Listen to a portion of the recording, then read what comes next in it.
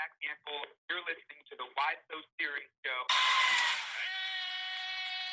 Now, stand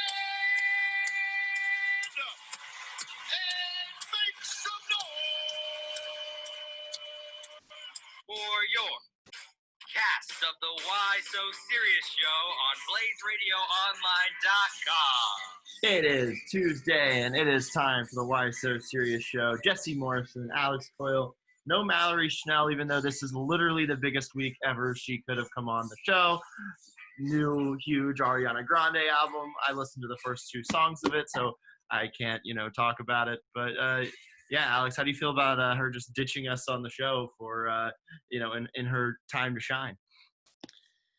Sometimes life just comes at you fast, man.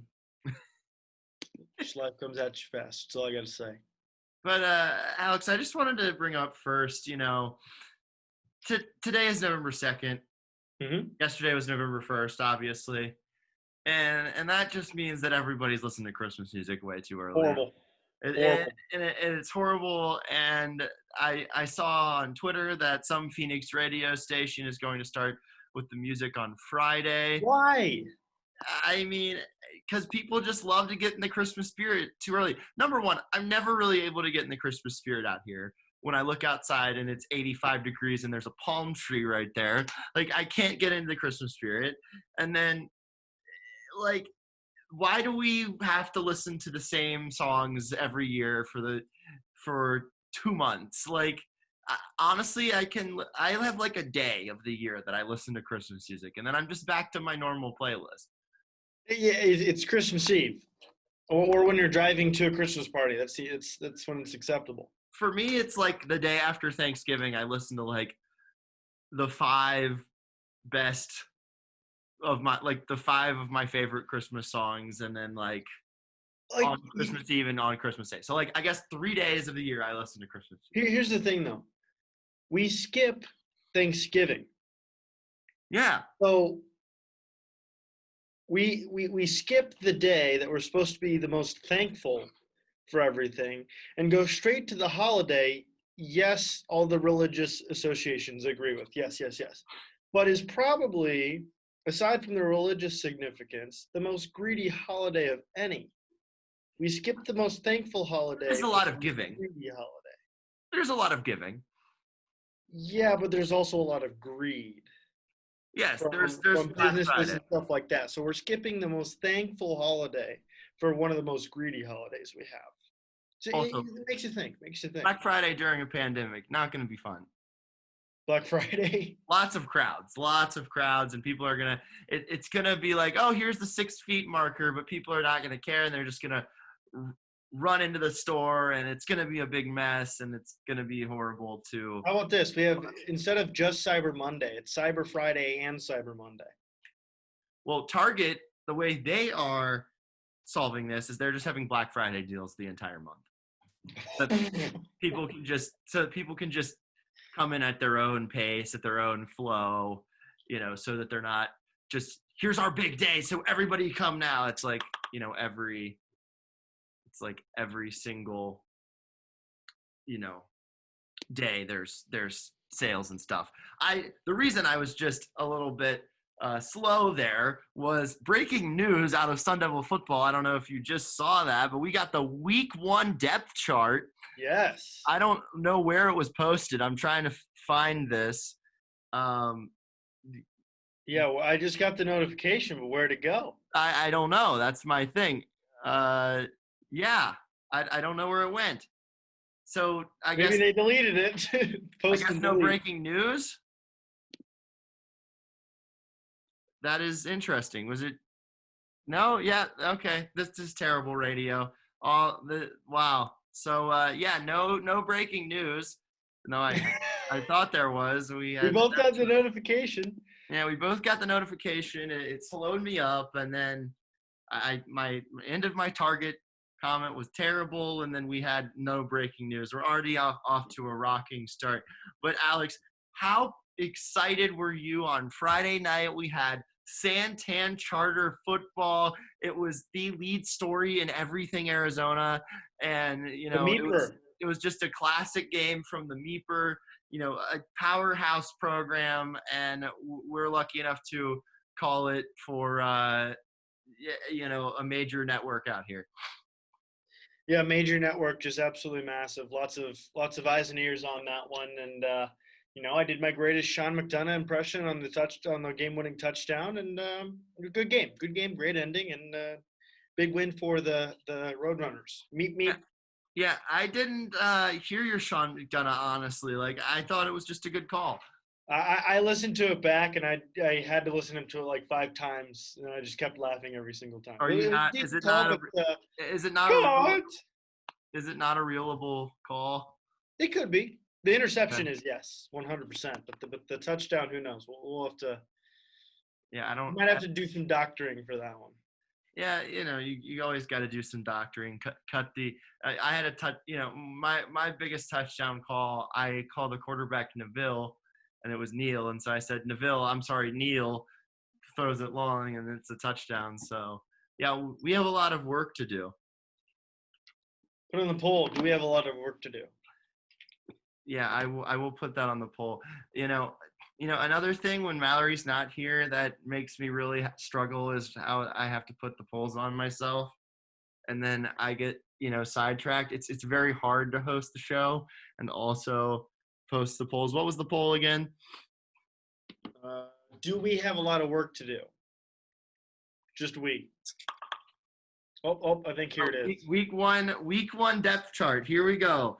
Jaden Daniels, surprisingly, the starting quarterback. Yeah, we heard that Bourget, or however you say his name, beat him out according to a unverified U of A account. I didn't even hear about this. This is for public use, so have at it, apparently. Any surprises in the depth chart, Alex?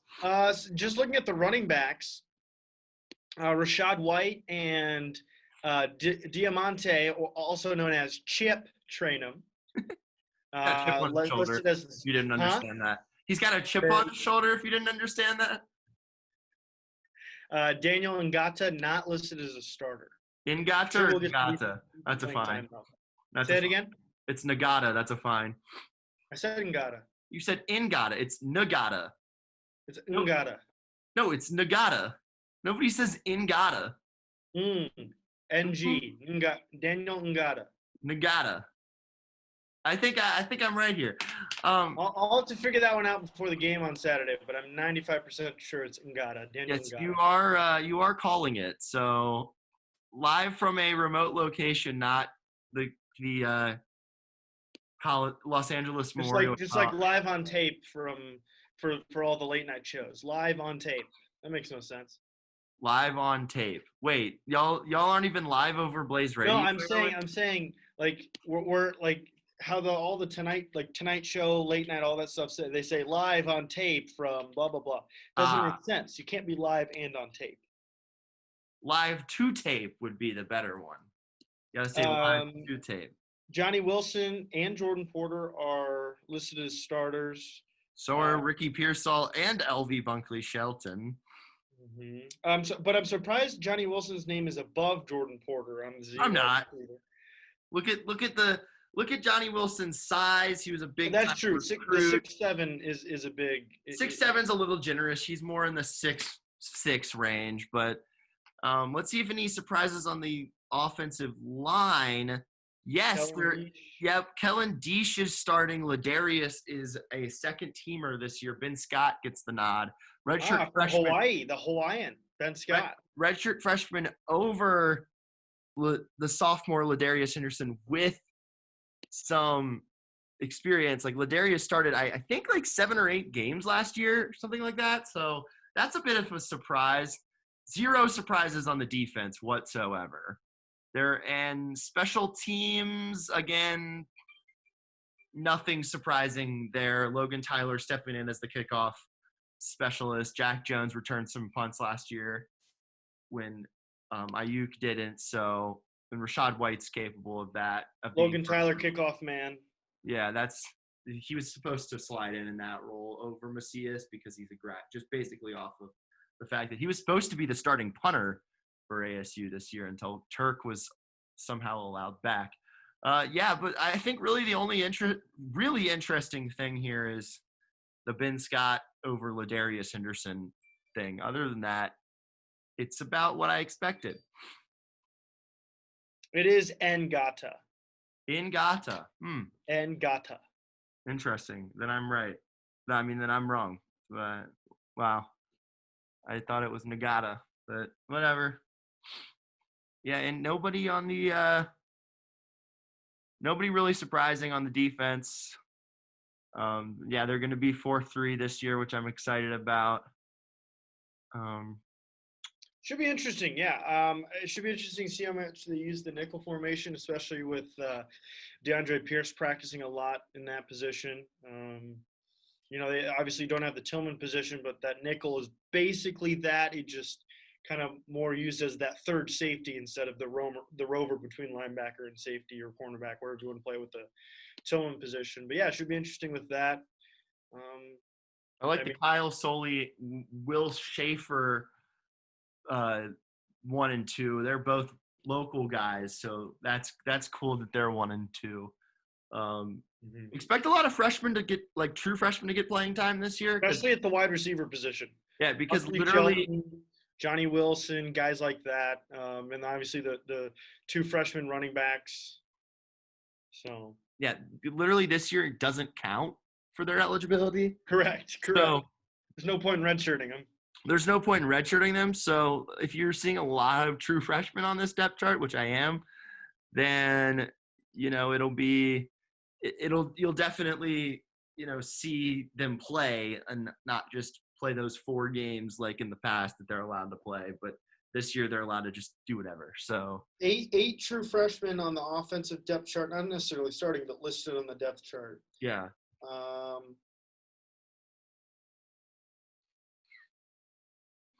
Long snapper Eric Dickerson. Say that again. Long snapper Eric Dickerson. Oh yeah, ED. Eric Dickerson playing against USC. Wow. How about that? Never happened before. Wow. And I don't know if I already said this, but I'll be at the game. Not calling it. Alex won't be at the game. Calling it. I don't know how that's a thing, but it is. We'll figure it out somehow. So lots of monitors, that's for sure. Lots of monitors. Are they finally going to figure out the Blaze Radio in-studio TV? That is a very interesting variable.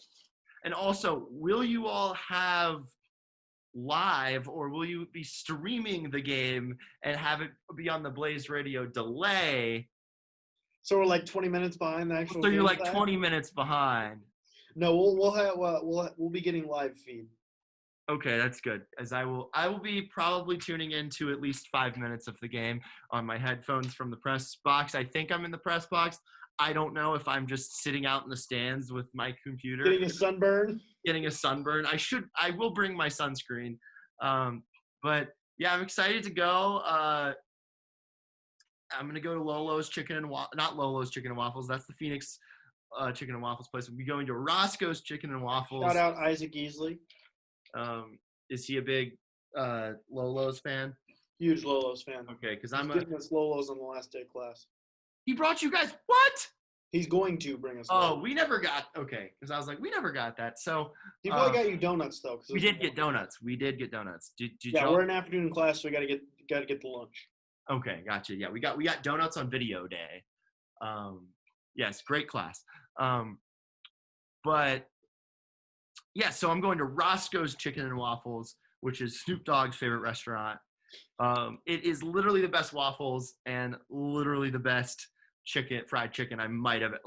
The fried chicken there's a debate there, but the waffle, I've never had a better one in my life. Combine the two, it's amazing.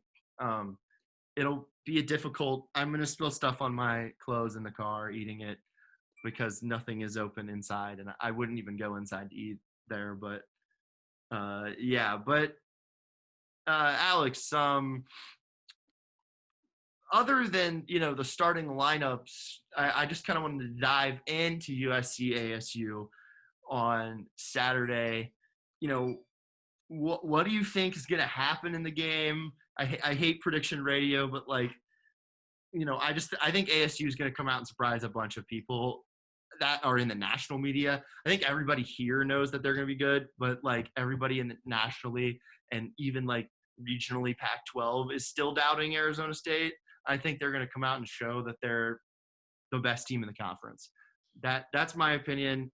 I tend to agree with that because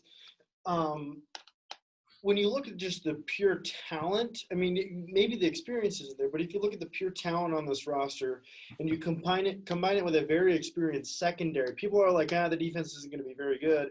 But look at how experienced the secondary is. The linebacking core, you've got 2 captain caliber players there. They're smart. They're aggressive. They play well. And you add another defensive lineman into the scheme to help get that pass rush. Pretty solid against the run last year, but had no pass rush. You add that you're playing instead of a 3-3-5 that they were running last year. You get the 4 down linemen. That's going to help a lot too. And then that offense is just going to be absolutely explosive with Zach Hill and all the weapons that Jaden Daniels has now. He's not going to just have to rely on IU. He's not just going to have to rely on Benjamin. He's got a 3-headed monster on the running back position. Every single wide receiver position has speed and decent size. I don't know what can stop, and an experienced offensive line too. I don't know what can stop the offense really. But again, USC's defense very good. Kind of weak at the linebacker spot, but we'll see. And you've got a fullback on the depth chart, yes, and the tight end. Yes, my favorite position, fullback. Case Hatch started last season as a linebacker, came over. I'm looking at him to be the key of this offense. They need to run fullback trap, fullback draw. They need to swing it out to the fullback. They need to have him as the lead blocker. Honestly, ASU and the wishbone, I would like to see that just with more Case Hatch, the better, more fullback. Didn't they have a fullback 2 years ago? Where did he transfer? He transferred to I don't know. I think Louisiana, it was in the Sun Belt. I think. Yeah, I think it's in the Sun Belt. So what was his name? I don't remember. I can't remember, but I loved watching him. I loved him. Let me tell you, anything involving the fullback, again, ASU and the wishbone with the majority of the carries to the fullback would be the offense that I would run. I know they've got a great quarterback and explosive outside receivers, but you've just got to run the ball with the fullback. Do you agree with me? Up the gut. Make fullbacks great again. Make fullbacks great again. Because never mind. But my key to the game, I think, for ASU is they need to get after the quarterback, like you were talking about. If they can get after the quarterback, I don't care what. I transcribed an interview with the USC publisher for their rival site. You can look at it on devilsdigest.com. It's called I think it's called Looking Forward to Your Foe or something. Or no, it's called Knowing Your Foe. And he was like, the running game for USC is overlooked, blah, blah, blah. But I don't think that running game is that solid. They're banged up a little bit too at that running back spot. So I think that ASU, if they capitalize on the quarterback and getting after him, then they'll be just fine. But Alex, your football team last night, your Cowboys, greatest Sunday night football game I've ever seen. Oh, just tremendous football all around. Not very many turnovers, ton of points.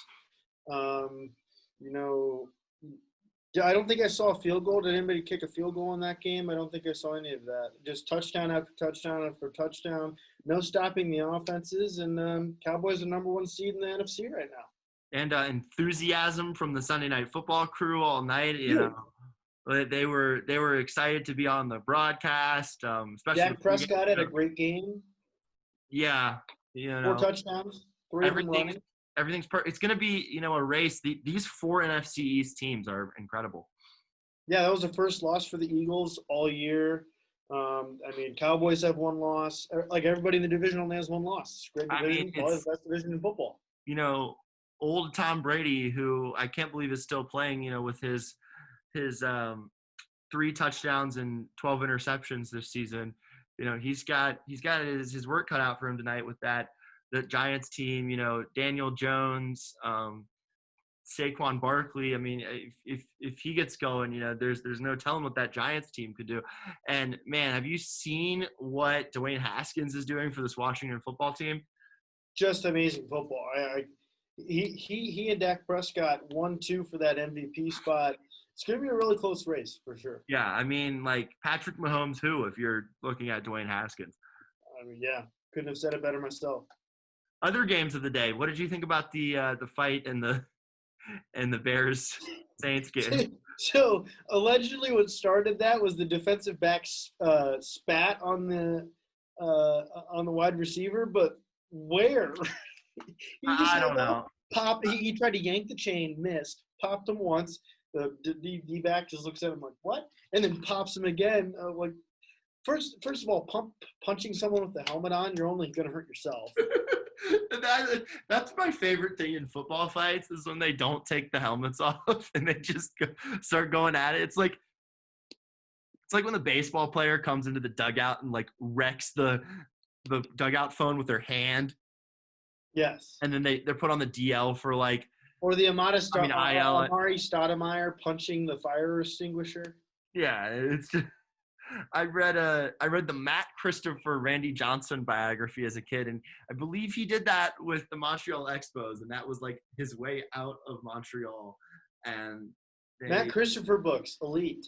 Matt Christopher books. Did you like Matt Christopher books or Mike Lupica books better? Both, dude. The Tim Green books were my thing. True, I read all of those. The Matt Christopher ones were probably easier to read. But the bigger story, like probably the better stories in terms of, because like Matt Christopher was something you read earlier on, and then you kind of graduated once you got to 4th or 5th grade, those Matt Lupica books. Mike Lupica, that's fine. Did they say Matt Lupica? Yeah. Oh, massive fine. Tim Green has ALS.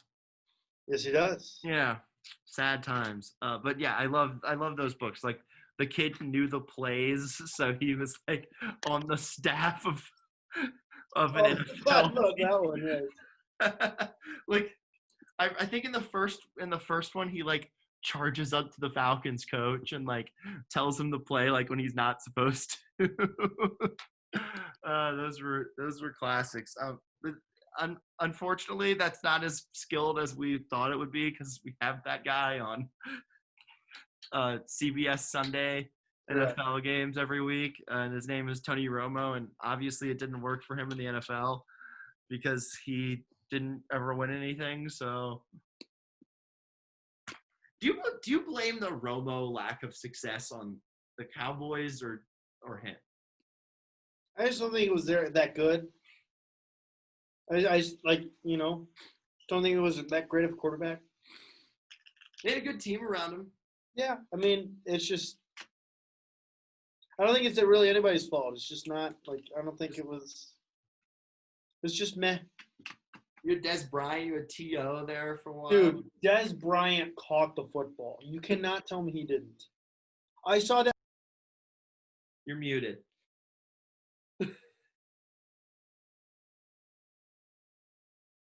That was a totally fair win for the Packers, and I saw that replay and I about threw my phone.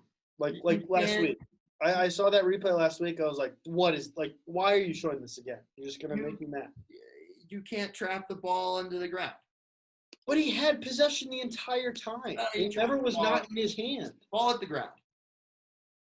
When he had possession with it after there was pigskin on grass. After he crossed the plane. Pigskin on grass. No catch.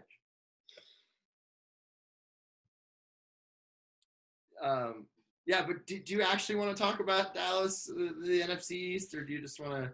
I officially, as many of you saw on my Twitter, I officially started looking at the draft prospects. Currently have the number 5 overall pick, and I tweeted that I was going to watch some more Penn State football because they were slated to take a Penn State linebacker. Come to find out, he opted out of the season, so I can't watch Penn State football anymore. The funny thing about it is that like y'all are still very alive. Oh yes, only a game and a half out. What is it? What are y'all? 2-6? 2-6. Did you see the graphic that said that the Eagles were like projected to win it 4-11-1? That's just awful. It's so bad. That's just bad. Like, and the thing is, the Cowboys can still go 4-2 in the division. They went out and go 4-2 in the division. I think that, and you're gonna laugh at me, but I think that my team will actually win the division. We actually how? Because Washington actually has a somewhat of a defense, like a pass rush at least. And Cowboys defense played very well yesterday, though. Yesterday's loss was the offense. But listen to the next few games for the Washington football team. We have the Steelers next week. That's not going to happen. That's not going to go well. So we got the Giants, the Lions, Ooh. the Bengals, the Cowboys, a 40-point loss to the Steelers, the 49ers with their players hurt. Then the Seahawks is another one we're going to lose by 40. And then the Panthers, I think we can beat them because Ron Rivera knows them inside and out. And then the Eagles, again, that's another winnable game. So, like, I actually think that, and this is like, I would say this is a completely unbiased take because I would tell you if I didn't think they would make the playoffs. But this is just setting up for them nicely. My team. Football team. The Washington Pigskins. The Washington Red Tails. The Washington Red Wolves. Howl at the Red Wolves. Bro, the Coyotes. You get the Coyotes people howling in the. Yeah, we can just adapt all we can just bring over all the Cardinals fans that are totally, ready to switch to become Washington fans. Gotta love it. So we're kind of running out of topics. So I kind of I'll just roll into this with you. The World Series, the end of the World Series. I didn't get your thoughts on this because you were not on our Halloween edition show. No costume for Alex, no Halloween celebration for him. Did you do anything on Saturday? Did you even dress up and like go to a small gathering? We were perfectly socially distant with adequate CDC recommendations with Anthony Rizzo. You were Anthony Rizzo? I just put on an Anthony Rizzo jersey. Horrible. I was looking for my baseball pants, but I didn't bring my baseball pants to school this year, so that was sad. I got baseball pants hanging on my hook. I haven't really worn them since freshman year of high school, the last time I played competitive baseball.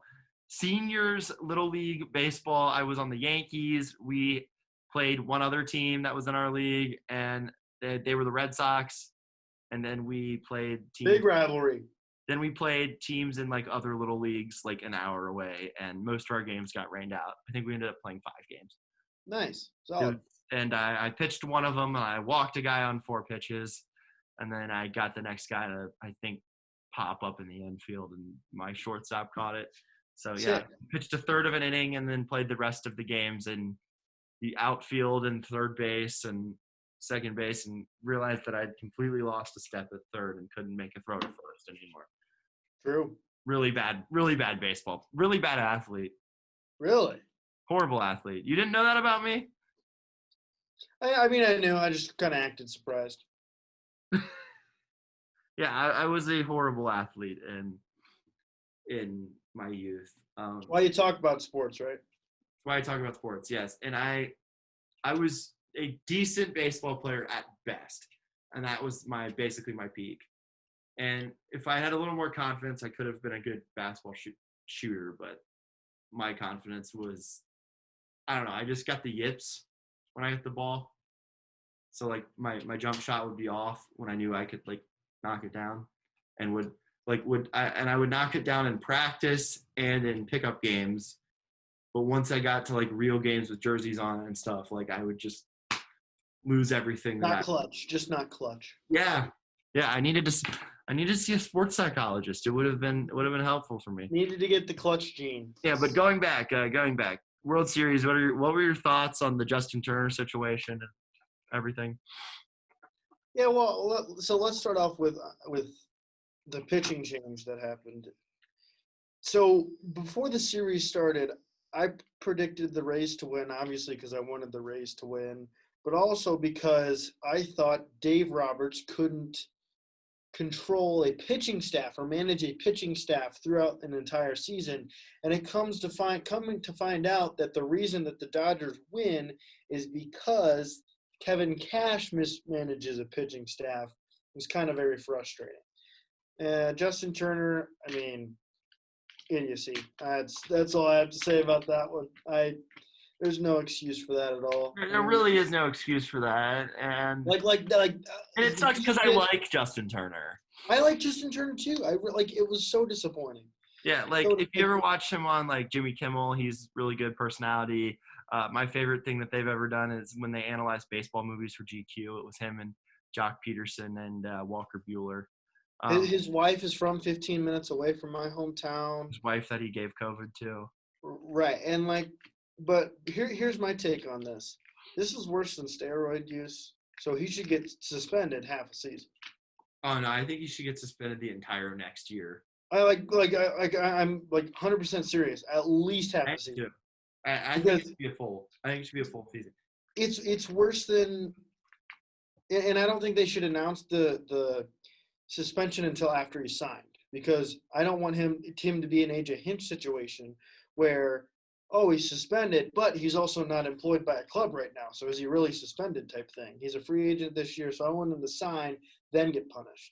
Because Major League Baseball. This is actual life and death. Steroids are just there are some health ramifications to them, but that's just more of an debatable health ramification. Life and death. That's a life and death situation, and it's just tone deaf. Yeah, Major League Baseball will suspend him for 8 games. If that. That's their favorite suspension. I think he's going to get 5. And then he'll appeal and get 4. He'll be suspended for a 4-game weekend series. Which is annoying. You excited for fans back in ballparks next year? Well, they'll be limited, but they'll be fans. I hope. That's all I have to say. I hope. If they allow them in the World Series games this year, I really did. I missed that a lot. I'll go to D-backs games as long as the roof's open, but I won't go if there is a closed roof. Yeah, I mean, the good thing about that, though, for us is they really only open the roof at the beginning and the end of the season. So it's when we're here. When I'm here in April and May, then they'll probably have the roof open. So I would go, just as long as they're doing the two per pod thing and limited attendance, because a limited attendance baseball game will feel just like a normal regular season baseball game, because normally in a regular season baseball game you've got 20,000. So if they do 10,000, that won't feel much different. The thing that feels weird are these football games that are empty, because a normal NFL Sunday is 80% full. Well, yeah, and I mean, it depends on the situation. Like in the stadium we go to, Wrigley's never going to feel right until it's packed. Fenway's never going to feel right until it's packed. But Chase Field will feel pretty much the same, especially from the upper deck level. Yeah, I guess. I mean, Dodger Stadium won't feel the same because they get 40,000 a game in there. Yeah, but they still have a lot of empty seats though on the upper level, because that thing can house 50,000. Yeah, 56 I think is the. But Fenway, even unfortunately, I mean, Chase Field, unfortunately, Camden Yards used to not be that way, but now there's just not that many people that go to Orioles games because they've just been so bad not really for so long, but it was a very steep drop off. When they were good in 5 years ago, they would get huge crowds. That's a baseball town. That's not a football town as much as you think it might be. Baltimore is a baseball town. Their football team, their original football team, number one, struggled. And left in the middle of the night to Indianapolis. Sure. Yeah, so they didn't, like they've been a baseball town. And there was a time period there for about 15 years where it was the only team in town before the Ravens got there. And the Ravens, Very historic franchise, too. A lot of people don't realize that. they were the best team of the 1970s. That Brooks includes the Robinson. Yankees. Wow, whoa. I don't know about that. The Best Cincinnati winning Reds. best winning percentage overall of any team in the they didn't win the most World Series, but they had the best winning percentage of any team in the 1970s. Brooks Robinson, Frank Robinson, Rick Dempsey, all those guys, Jim Palmer, those guys, were great. And that team thrived, and they played in a massive stadium back then that would get packed. So yeah, it was sad and then once Camden Yards came, and they weren't even that great.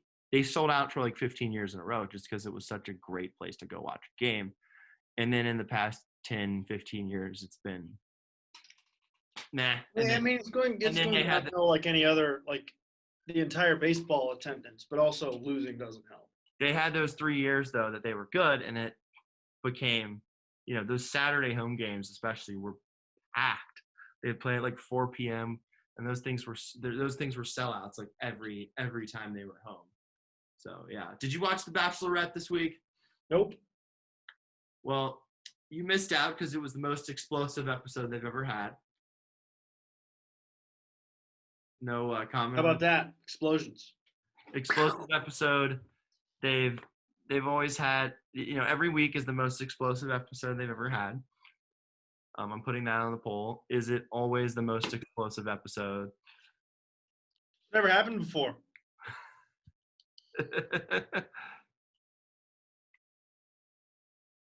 But yeah, so this guy Yosef, if you didn't know, he went off on Claire, and he called her the oldest bachelorette of all time.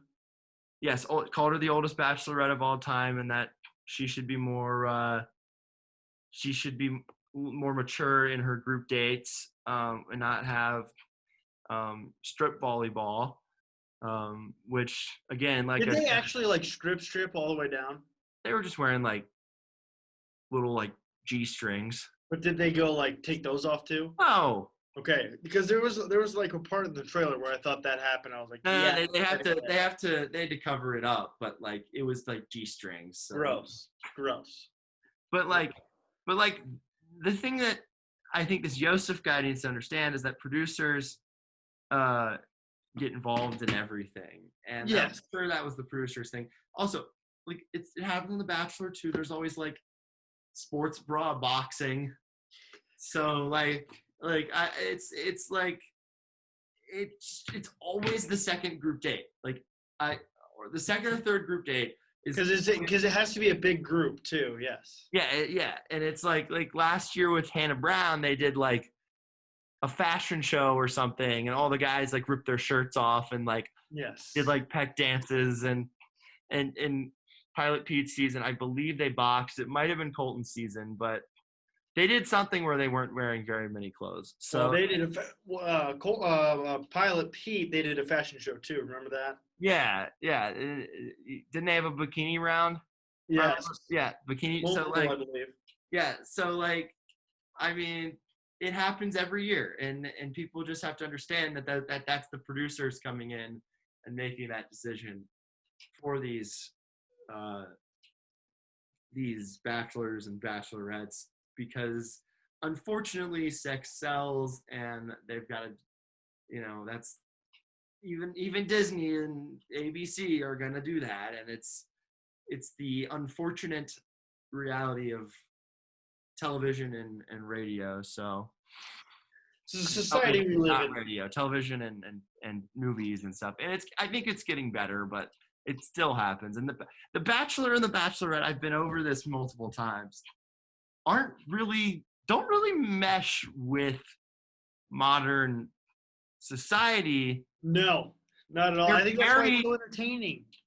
Yeah, like the guy always proposes, right? Right. even on The Bachelorette, like there's like you're not man enough stuff like all the time, and like it's just, and there's like it's literally like, I don't know, it's just there's a lot of like objectification and stuff that goes on in it, like, Yeah. wow, look at that guy's abs, like, instead of like, the personality. So it's just it's a weird thing, and I don't know how I feel about it. I've always watched it. I mean, I watched The Bachelor, I watched The Bachelorette, but at the same time, I'm always like, how is this still like allowed to be the way it is? Like with no real, they haven't really changed anything from the beginning of. There's some creepy people that get on there too. Yeah, like what was the guy that said Claire's the most beautiful woman I've seen since my mother? What? You don't remember that? No, what? What? Somebody did you said not- that? What? Somebody said that? Yes. Oh my gosh. It's so creepy. Like, how? There's so many things wrong with that I don't even want to get into it. That's wild. Even the previous Bachelor before Pilot Pete is a creep, apparently. Have you heard about that? Like, Yes. Colton has like a restraining order from Cassie now. Like, there's a lot of problems in the Bachelor Nation that people don't address because they enjoy the show. Well, if you think about the entire premise of the show, kind of explains a lot. Yeah, it really does. It really does. But like I'm just never sure I could do it just because that's so many people that you're dating at one time. Oh yeah. No, like no. If I was one of the contestants trying to fight for that relationship, I just wouldn't be comfortable because like the person I'm trying to date is also dating 20 other guys. I wouldn't feel no. Yeah, It's not how it works. It's not how it works. Yeah.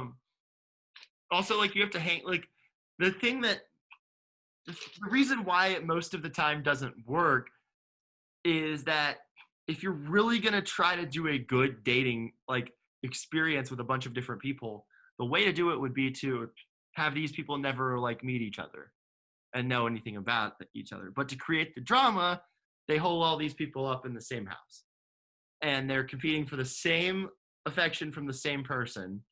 And so, of course, they're not really going to get along. And it's going to create drama that is great for TV and is great to watch, but not exactly great for actually finding love. And there's also just enough level of not knowing what's going on with the other relationships where you get really paranoid. And I know I would. I'd get so paranoid with all that. Like, I couldn't do it. And that again builds the drama. Honestly, I would just block it out. Well, I couldn't do that. No shot. I tried to. No, that just made me think about it more. I think I could block it out and just try to be nice to the other guys. And then once they, if I stayed with her, that'd be great. If I didn't, then I wouldn't. Then like I would go home, and maybe I would get Instagram famous. So, I mean, it's honestly kind of a win-win, but it could honestly jumpstart my. I could go on for the wrong reasons to jumpstart my sports media career, because ABC and ESPN are the same. And how many times have we seen either Bachelor or Bachelorette or a contestant on the show actually get a job with ESPN or ABC? Jesse Palmer. Wasn't he already on it, ESPN, though, when he went on there? I don't think so. Ah, interesting. Isn't there a Jordan Rogers has a job somewhere, and so does the Bachelorette. I don't remember. I know. I think she's on Access Hollywood with NBC. Wasn't she on ESPN for a while though? Like with college football? Do you watch Shark Tank? I do enjoy an indulgence of Shark Tank, but not like any like up-to-date episodes at all. Okay. So I watched it this week, and there is the most amazing thing that I've ever seen on this week's Shark Tank episode. It is a back massager thing that is like in the form of a tire, and you you roll back on it, kind of. and it Wait, it's a what? looks like a tire, and you Uh-huh. roll back on it, and Okay. it massages your back. It Sounds glorious. it looks literally glorious, and Robert tried it out, and I was like, man, I gotta get this thing. So I'm gonna look it up. I'm gonna buy it. I watched that episode last night. I mean, for somebody that's having back problems right now, aka me, Me too. that sounds perfect. Yes. And there's 3 different sizes for different levels of comfort, and you get a back brace. That's like a certain like a posture adjusting back brace. All out for $99. They've already made $14 million in sales. They really didn't even need to go on Shark Tank other than just to enhance a little bit more. I think mostly it was not there for the right reasons. They were just there to promote even more. Right reasons gate on Shark Tank. Yeah, that is a real thing. There's some people that they're like, why are you here? Are you here for us, or are you just here to promote your brand a little bit more? And so, but I think they got to deal with Kevin, Mr. Wonderful. It's a royalty. No Mark deal, Cuban? so, no, Mark Cuban. Mark Cuban's stingy. You got to watch out for Mark Cuban. That's true. Mark Cuban is stingy, but he's a good dude. You know where he went to school? Indiana. Indiana University. What are we doing? All right, so what are we doing? I'll start off is, again, Christmas music on November the 1st. It needs to start the day after Thanksgiving. People skip over Thanksgiving. Thanksgiving is a great holiday. There's food. There's giving thanks. There's football. There's a virtual parade this year. Cowboys play. Cowboys always play. This year it's against Washington, so that'll be a fun one. Yeah, but I don't really understand why people just jump right to Christmas. I think it's because Christmas brings people a lot of joy. But I don't like it. Christmas music's not even good enough to be played for 2 months. So yeah, that's my what are we doing. What about you? My what are we doing is Javon Wims, the wide receiver for the Chicago Bears, just straight slapping a dude twice in the side of a helmet for what looks like no reason. And he just got suspended 2 games for his conduct. So in addition to being ejected, got suspended for two games. What are you doing, Javon Wims?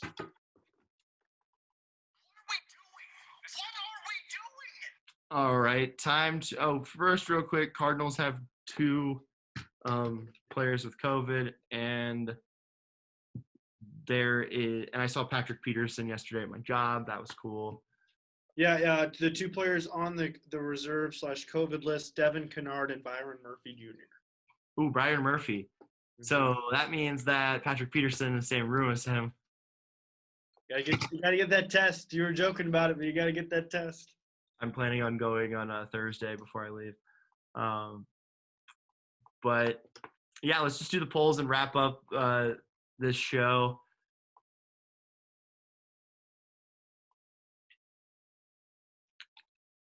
Wow, we got 2 votes in total on both polls. Awesome. Do we have a lot of work to do? The 100% yes, I believe I voted in that. And then the next one, is it always the most explosive episode? 100% yes. Again, 1 vote, and that was me. This will do it for this edition of the Why So Serious show. We should have Mallory Schnell back next week. It'll be a lot better than this episode. Good night, Canada. Go Rays.